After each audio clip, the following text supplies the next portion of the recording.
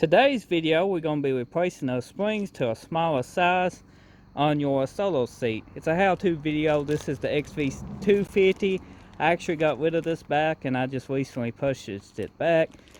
The previous owner painted it and we're going to do a whole new paint job on it, and we're going to go around and fix what needs to be fixed on it since it's left my possession and it came back to me. The first thing I'm going to fix is replacing the springs. They upgraded the springs, if you remember or seen my seat install video of this.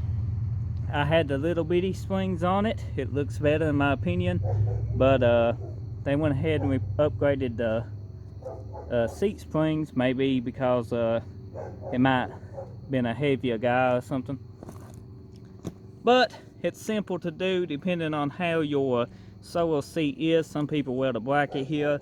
I just made these frame punches for mine, and all I have to do is pull a... Oh no, my cotter pin's gone. No!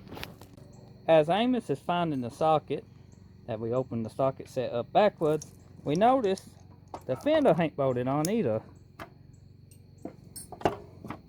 That's going to have to be attended to. I don't know why it wouldn't be bolted on. Huh. Bolted on when I got rid of it. But you know, it had a few owners since then. So let's go ahead and figure out what size this is and take these springs off. And then anti-seize and clean these bolts up. Now we got the flash on because it has got dark on us, so I apologize to that. But we're going to clean a bolt up and a washer up with some PB Blaster, a wire brush, and some put some anti-seize on them. And we are using a wrench to remove them. If you can't get a socket to them, you can get a wrench.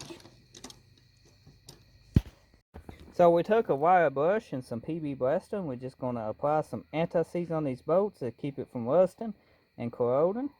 It's made by Permatex. You can pick this up anywhere at your local parts stores.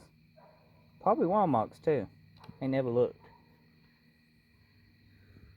If you can find it at Walmart's and you've seen it before, let me know in the comment section. Somebody might find that information helpful. And if you're enjoying this video, then that's good too. So now you need your new spring.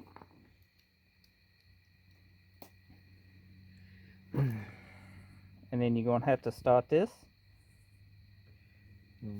It don't matter which way they go on, just as long as they go on. And it can be a pain.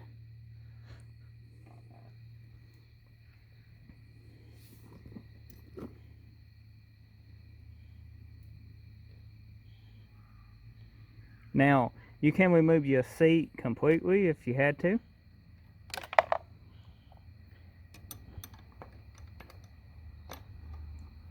Need some help, Amos? Mm-hmm. You need some help, Amos? Yeah. I'll hold that then. Sure.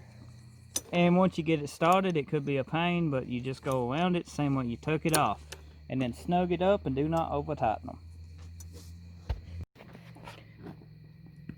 So we got both sides. Depending on what you got, you might have to bolt this to your bottom seat bracket too. But I just got these little pegs welded on this frame, and I just have to set them down here. And then when I get some new cotter keys, since these is missing, is just set them through there, because they got little holes for the cotter keys to go through. Like that, you can see them. Very simple. This is a much smaller seat, and it looks way better now. Looks like it looks like it did back when we first installed the seat in that first solo seat install video.